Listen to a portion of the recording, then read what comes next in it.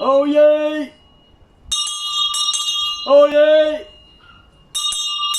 Oyez!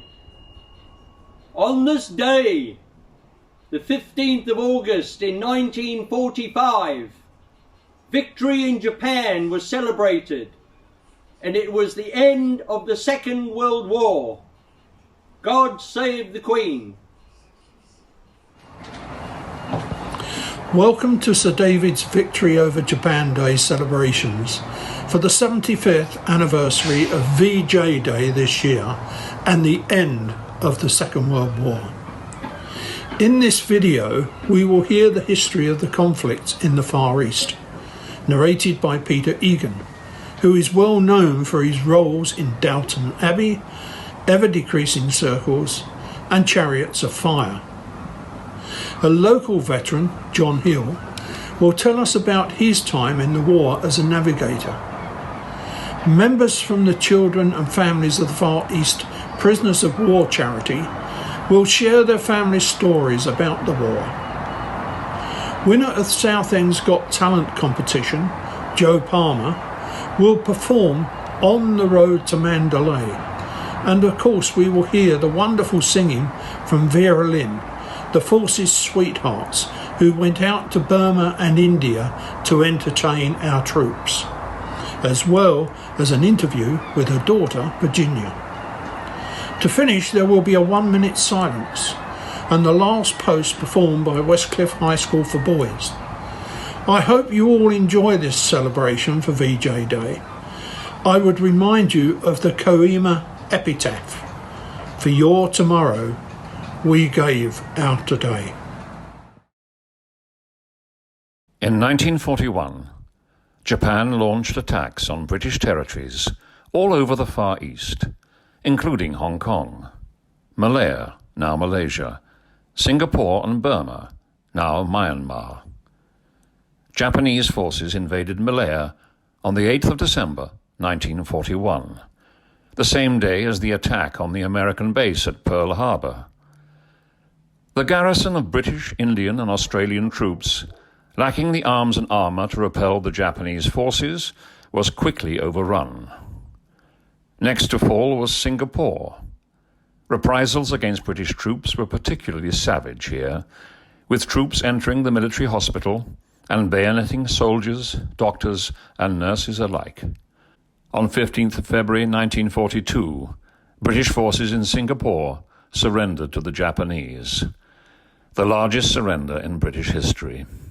Over 60,000 troops. Prime Minister Winston Churchill said the surrender was the worst disaster in British history. Thousands of Allied servicemen were captured by the Japanese and became prisoners of war, experiencing brutal violence and torture, neglect, and forced labor. Prisoners were forced to build the Burma-Thai Railway, also known as the Death Railway, made famous by the film Bridge over the River Kwai. Japan's invasion of Burma, which started in December 1941, caused many of Burma's British, Anglo-Indian, and Indian communities to flee to India for safety, while some, especially the wealthier people, left by air or sea.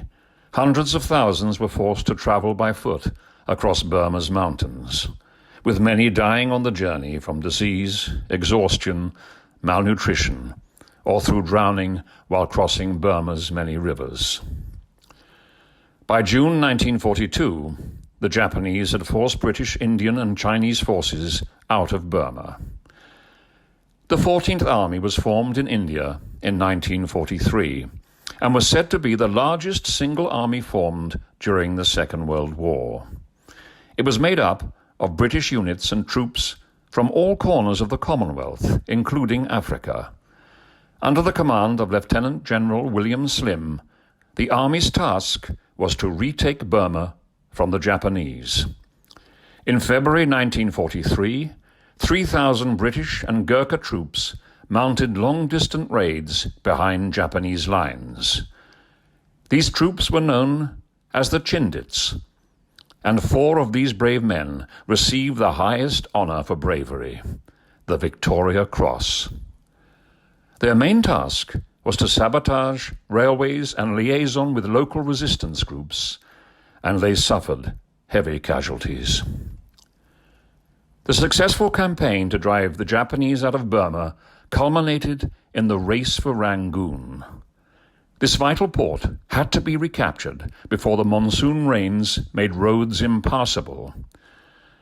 The British forces were helped by a national uprising within Burma and the defection of the entire Burmese National Army to the Allied side.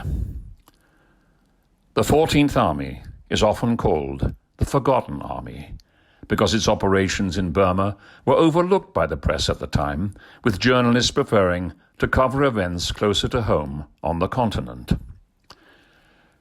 British troops fighting the Japanese constantly faced deadly and unfamiliar tropical diseases such as malaria. In 1943, for every soldier evacuated due to battle wounds, 120 soldiers were evacuated due to sickness. On the 6th of August 1945, Hiroshima was hit by an atomic bomb which killed more than 100,000 people. 6 days after the Nagasaki bombings, Emperor Hirohito announced Japan's surrender on the 15th of August 1945. However, an official surrender document wasn't signed until September. Some Japanese soldiers continued to fight on isolated Pacific islands well after Japan's surrender, and the last known Japanese soldier surrendered in 1974 in Indonesia. VJ Day is celebrated to thank and remember the brave soldiers and others involved in the war who fought selflessly for our country. Their stories and memories, which you will hear about in this video, must not be forgotten. We owe our veterans so much, and this video is our way of saying thank you on the 75th anniversary of VJ Day. I'm standing in Whitehall on a beautiful summer's afternoon by a statue of Field Marshal William Joseph Slip, who was a military commander. Amongst other things, he served in the First World War, the Second World War, and was a commander of the 14th Army in the Burma campaign.